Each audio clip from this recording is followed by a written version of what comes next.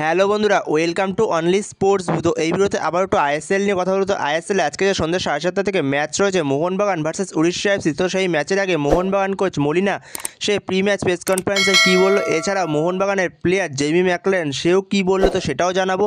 এবং তার পাশাপাশি উড়িষ্যা এফসিকে নিয়ে একটা আপডেট রয়েছে এবং তার পাশাপাশি মোহনবাগানের লাইন আপসটা নিয়ে আরও একবার আলোচনা করে নেবো আজকে কীরকম লাইন আপস হতে পারে মোহনবাগানের উড়িষ্যা এফসির বিরুদ্ধে।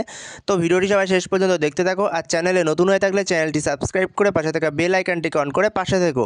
তো প্রথমে যদি উড়িষ্যা এফসির কথা বলা যায়, তো সেখানে উড়িষ্যা এফসির প্লেয়ার আহমেদ জাহু, তো সেখানে উড়িষ্যা এফসির সবথেকে গুরুত্বপূর্ণ প্লেয়ার আহমেদ জাহু খুবই ভালো প্লেয়ার। তো সেই আহমেদ জাহু সে উড়িষ্যা এফসির দল ছেড়েছে। তো সেখানে আহমেদ জাহু কোনো রকম ম্যানেজমেন্টের সাথে কথা না বলে উড়িষ্যা এফসির দল ছেড়ে সে চলে গেছে।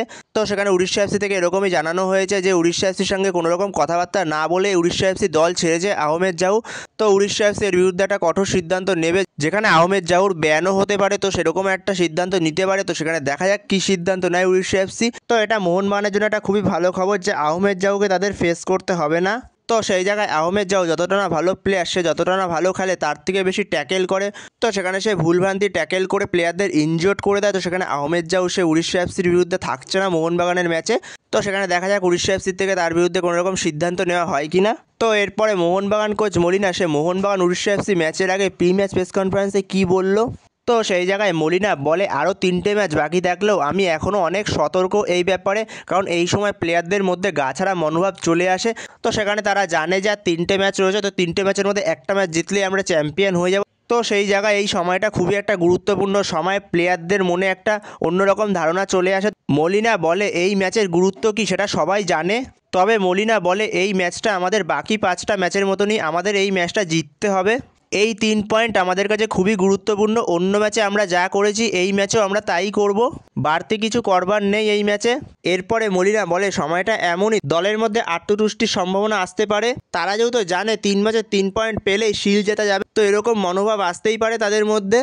কিন্তু মলিনা বলে এই সময়টা আমাদের কাছে কঠিন না, বরং এটা আমাদের কাছে সেরা সময়, কারণ আমরা আগের চেয়ে এখন সেরা মুহূর্তের সামনে রয়েছি। সেভাবেই দেখছি সময়টাকে। লিগে এখনও 3টে ম্যাচ রয়েছে, তো 3টে ম্যাচের আগে এই জায়গায় যাওয়াটা খুবই ভালো। এছাড়া অতিরিক্ত আত্মবিশ্বাস বা দলের গা ছাড়া মনোভাবের কোনো জায়গা নেই।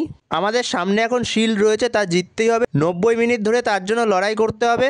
এখানে রিল্যাক্সের কোনো জায়গা নেই। আমরা তখনই রিল্যাক্স হব যখন আমাদের হাতে শিল্ড উঠবে। আত্মবিশ্বাস থাকতে হবে, অতিরিক্ত আত্মবিশ্বাস কখনোই নয়। তো এরপরে মোহনবাগান কোচ মলিনা সে এই মরশুমে তার সফলতার পেছনের কারণ জানায়। তো সেখানে মলিনা বলে আমরা শুরু থেকে অনেক পরিশ্রম করেছি, শুধু খেলোয়াড়রাই নয় ক্লাবের সবাই। মাঠের বাইরেও অনেক সমর্থন পেয়েছি, যেখানে মালিক, ম্যানেজমেন্ট, স্টাফ, সাংবাদিক অনেক সাহায্য পেয়েছি এদের কাছ থেকে। খেলোয়াড়দের মান অবশ্যই গুরুত্বপূর্ণ, কিন্তু ভালো খেলোয়াড় থাকলেই শুধু হয় না, তাদের পরিশ্রম করতে হয়। তো সেখানে মোহনবাগানের কোচ মলিনা সে উড়িষ্যা এফসি ম্যাচের আগে প্রি ম্যাচ প্রেস কনফারেন্সে এগুলোই জানায়। এরপরে মোহনবাগানের প্লেয়ার ম্যাকলারেন সে কি বলেছে কালকে জেমি ম্যাকলারেন, তো সেখানে যখন ম্যাকলারেনকে জিজ্ঞাসা করে সাংবাদিকরা যে এত বড় মঞ্চে খেলার পরে আপনি কি কোনো ভুল জায়গায় চলে এসেছেন, তো সেখানে ম্যাকলারেন বলে একদমই না। ম্যাকলারেন বলে আমি বিমানবন্দরে নেমেই বুঝে গেছিলাম আমি ঠিক জায়গাতে এসেছি, তো এরকম অভ্যর্থনা আমি এর আগে কোনো জায়গায় পাইনি। প্রথম দিনই বুঝে গেছিলাম ভাগ্য আমাকে এখানে নিয়ে এসেছে। তবে আমি মোহনবাগানে যোগ দেওয়ার পরে কিছুটা চাপে ছিলাম, তো এটা লুকানোর কিছু নেই, কারণ জানতাম আমার ওপর সমর্থকদের অনেক প্রত্যাশা রয়েছে, কারণ এর আগে অস্ট্রেলিয়ানরা এসে সবাই সফল হয়েছে। আমি তাই ফ্লপ হতে চাইনি। মরশুমের শুরুতে চোট পাওয়াটা একটু আমার জন্য অসুবিধা করেছিল, কিন্তু সেটা পেরিয়ে এসেছি। কলকাতার মানুষরা আমাকে সমর্থন করেছে, খারাপ সময় সবাই আমার পাশে থেকেছে, জানতাম পরিশ্রম করলে তার ফল পাবই। তো এরপরে ম্যাকলারেন বলে আমরা সমর্থকদের সামনে খেলতে ভালোবাসি, সমর্থকরা এইবার ডার্বি দেখতে পারেনি, তাই রবিবার সমর্থকদের আনন্দ দিতে চাই। আশা করছি কাল রাতে আমরা ইতিহাস তৈরি করতে পারবো। তো জেমি ম্যাকলারেন সেও এগুলোই বলে প্রি ম্যাচ প্রেস কনফারেন্সে। তো এরপরে মোহনবাগান কোচ মলিনা সে কীরকম লাইন আপস নিয়ে যেতে পারে উড়িষ্যা এফসির বিরুদ্ধে, তো সেখানে সে 4-4-2 ফরমেশনে যেতে পারে। তো সেখানে গোলে স্টার্ট করবে অবভিয়াসলি বিশাল কাইত, 4জন ডিফেন্সের মধ্যে left back Shubhashis Bose, right back Dibyendu Biswas, আর 2জন মেন সেন্টার ব্যাক হবে, একজন টম অ্যালেট আর একজন আলবার্টো রড্রিগেজ। তো সেখানে দিব্যেন্দু বিশ্বাসই স্টার্ট করবে। রাইট ব্যাকটায় আশিস রায় ফিরলেও দিব্যেন্দু বিশ্বাসই স্টার্ট করবে। এছাড়া দিব্যেন্দু বিশ্বাস সে দুরন্ত ফুটবল খেলছে। এছাড়াও আশিস রায় যেহেতু চোট থেকে ফিরছে, তো সেই কারণে দিব্যেন্দু বিশ্বাসকে দিয়ে ওই জায়গাটা স্টার্ট করাবে। আর মাঝমাঠে 2জন, একজন দীপক তাংড়ির সঙ্গে আপুয়া। তো মাঝমাঠেও অনিরুদ্ধ থাপা ফিরছে, কিন্তু অনিরুদ্ধ থাপাকে দিয়ে হয়তো স্টার্ট করাবে না, দীপক তাংড়ির ওপরই ভরসা রাখবে, যেহেতু দীপক তাংড়ি এতগুলো ম্যাচ খেলছে। আর অনিরুদ্ধ থাপা যেহেতু এতদিন ম্যাচ খেলেনি, তো সেই কারণে তাকে হয়তো ফার্স্ট 11-এ চান্স নাও দিতে পারে। তো সেখানে দেখা যাক এই জায়গাটায় কাকে স্টার্ট করায়। আর সেক্ষেত্রে দুদিকের উইং থেকে লেফট উইং থেকে আশিক কুনিয়ান, রাইট উইং থেকে লিস্টান ক্লাসো, আর ওপরে দুজন স্ট্রাইকার জেমি ম্যাকলারেন আর জেসন কামিন্স। তো জেসন কামিন্স সে মেনলি সেকেন্ড স্ট্রাইকারের রোলটা প্লে করবে, জেমি ম্যাকলারেন একটু পেছন থেকে সে অপারেট করবে। তো সেখানে এরকম একটা লাইন আপস হতে পারে, 4-4-2 ফরমেশনে যেতে পারে।